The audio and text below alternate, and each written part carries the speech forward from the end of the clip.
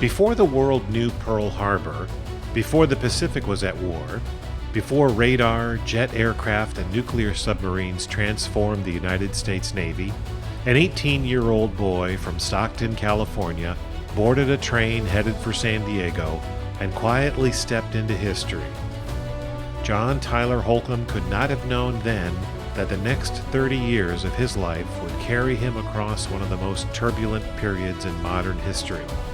From the final years of the Great Depression, through World War II, and into the long shadow of the Cold War.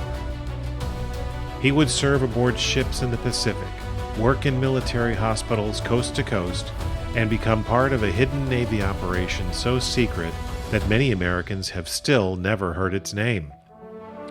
But beneath the uniforms, duty stations, and official records was something more personal, the story of an ordinary young man who simply answered the call to serve and kept answering it for 3 decades. There are some lives that quickly pass through history without ever calling attention to themselves, and yet, when you look back, they seem to touch many of the defining moments of an era. My father, John Tyler Holcomb, was one of those people. In the summer of 1938, with the country still clawing its way out of the Great Depression and another world war beginning to gather overseas, my father boarded a train out of Stockton, California, and headed south to San Diego to join the United States Navy. He was just 18 years old. Like so many young men of his generation, he entered a Navy that was rapidly transforming from a small interwar force into what would soon become a global wartime fleet. But unlike sailors headed for deck guns or engine rooms, my father chose medicine. In January of 1939, he graduated from Hospital Corps School in San Diego and was assigned to the U.S. Naval Hospital at Pearl Harbor. The first of my dad's many years of experiences aboard naval ships occurred in March 1939, when he stepped foot aboard the USS Detroit, which was docked in San Diego and set sail for Pearl Harbor in the territory of Hawaii. The Detroit was an Omaha-class light cruiser. At that moment, Pearl Harbor was still a peaceful outpost of the Pacific Fleet, a tropical harbor filled with battleships, destroyers, repair ships, and young servicemen who could not yet imagine the events that would soon change the world forever. In early 1940, now serving as a hospital apprentice first class, he was transferred toward a very different kind of duty aboard the USS Relief. The Relief was one of the Navy's first purpose-built hospital ships, a floating medical center painted white with large red crosses along her hull.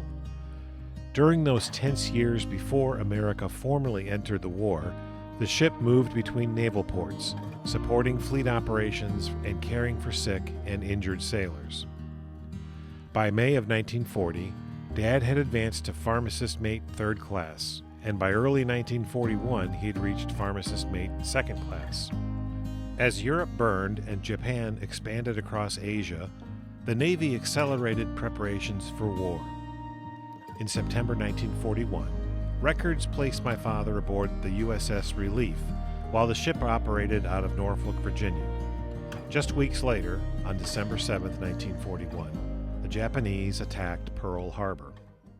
Yesterday, December 7, 1941, a date which will live in infamy.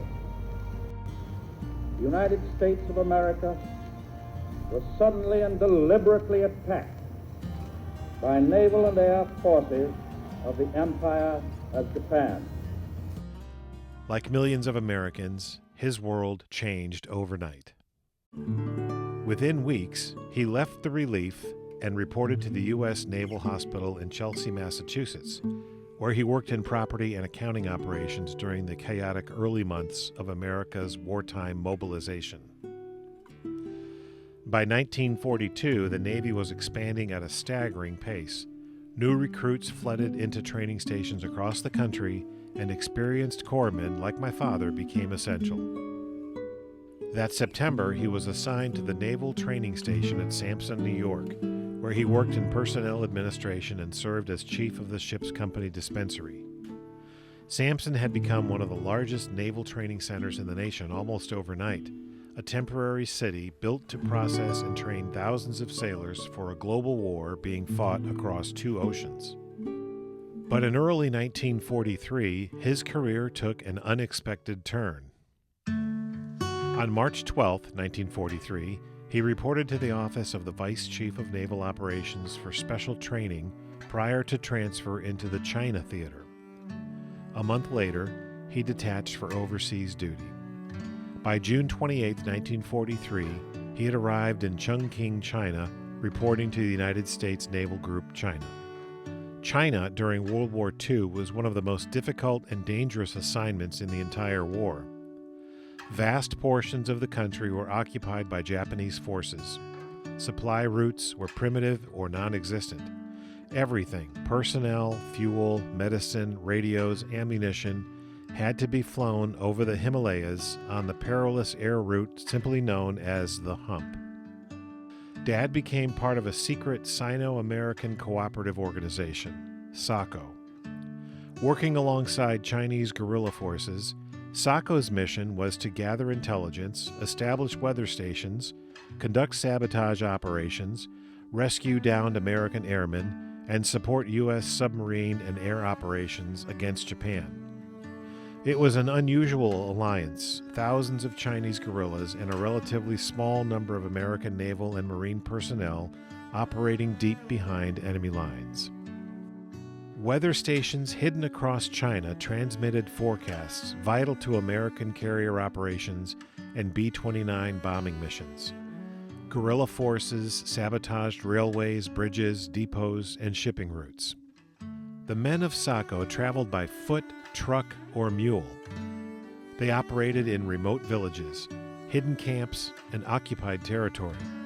Intelligence teams monitored Japanese shipping movements along the China coast. By July 1943, Dad had advanced again, promoted to chief pharmacist mate while serving as part of the Naval Observer Group in Chongqing. The work demanded flexibility and endurance. SACO personnel often served multiple roles at once. Medical corpsmen became intelligence support staff, radio operators, and field administrators when necessary. Conditions were harsh, supplies were scarce, disease and exhaustion were constant threats. Yet the organization became remarkably effective.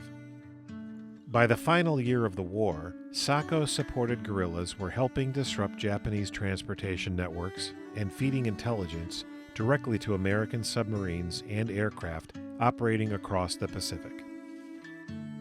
Dad remained in China until January of 1945. Like many veterans of that theater, he rarely spoke in detail about what he experienced there.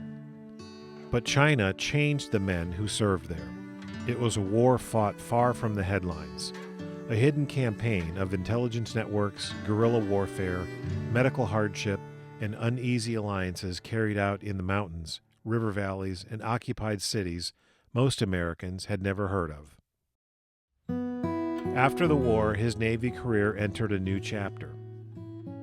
In June 1945, he reported to the U.S. Naval Hospital in Corona, California, as Assistant Personnel Officer and Hospital Corps Detail Officer.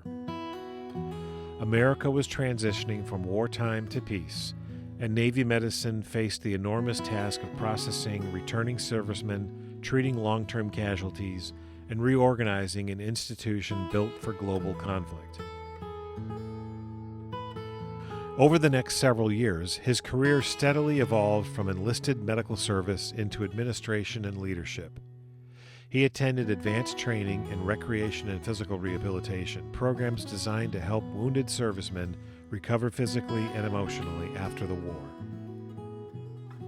In 1948, he transferred to the USS Dennis J. Buckley. The Dennis J. Buckley was a Goering-class destroyer, part of the post-war Navy that emerged as tensions with the Soviet Union began to define the early Cold War. Originally designed for fast carrier, escort, and anti-submarine warfare during World War II, ships like the Buckley became essential tools in maintaining American naval presence during the uncertain years that followed the war. By 1951, Dad's career reached another milestone when he was promoted to ensign, becoming a commissioned officer. It marked a remarkable rise for a young man who had enlisted 13 years earlier during the Depression. The Navy also invested heavily in his education. In 1952, he entered the U.S. Naval School of Hospital Administration at the National Naval Medical Center in Bethesda, Maryland, while also attending George Washington University. Balancing military duty with higher education was not easy, especially for officers building careers during the demanding early Cold War years. Yet by 1954, he had earned a degree in business administration from George Washington University. His assignments increasingly reflected the Navy's growing emphasis on professional medical administration. At Camp Lejeune, he served with the 2nd Medical Battalion, 2nd Marine Division, a unit responsible for supporting combat-ready Marine forces during the height of the Cold War military preparedness. In 1957, after graduating from the Naval School of Hospital Administration, he returned to Bethesda as assistant head of supply department at the National Naval Medical Center. Bethesda was then the crown jewel of Navy medicine, the place where presidents, admirals, Marines, sailors, and wounded veterans all received care under one roof. In 1960, his Navy service brought him back to Pearl Harbor, the same harbor where, more than 20 years earlier, he had first arrived as a young corpsman before the war. By then, the world had changed completely. Pearl Harbor was no longer a vulnerable outpost. It had become one of the central command hubs of American power in the Pacific during the Cold War. The Navy itself had changed too, from battleships and destroyers powered by oil-fired boilers to jet aircraft, radar networks, nuclear submarines, and missile fleets. After later assignments in Long Beach, California, and Beaufort Naval Hospital in South Carolina, Dad retired from the United States Navy on August 1, 1968. 30 years. He had entered the Navy in 1938, before Pearl Harbor, before World War II, before radar, nuclear weapons, or jet aircraft reshaped the modern world. And he left it in 1968 in the middle of the Cold War and the Vietnam era, having served through one of the most transformative periods in American military history. But beyond the ranks, ships, duty stations, and official records, there was something quieter underneath it all. A young man from California who learned medicine in the Navy, who crossed the Pacific before the war, who served in secret operations deep inside wartime China, who built a career not around combat glory, but around caring for sailors, organizing hospitals, solving problems, and helping hold together the enormous machinery of military medicine. It was a life shaped by duty, adaptability, and persistence. And for 30 years, wherever the Navy sent him, from Pearl Harbor to Chongqing, from destroyers to naval hospitals, from wartime China to the Cold War Pacific, he simply kept moving forward.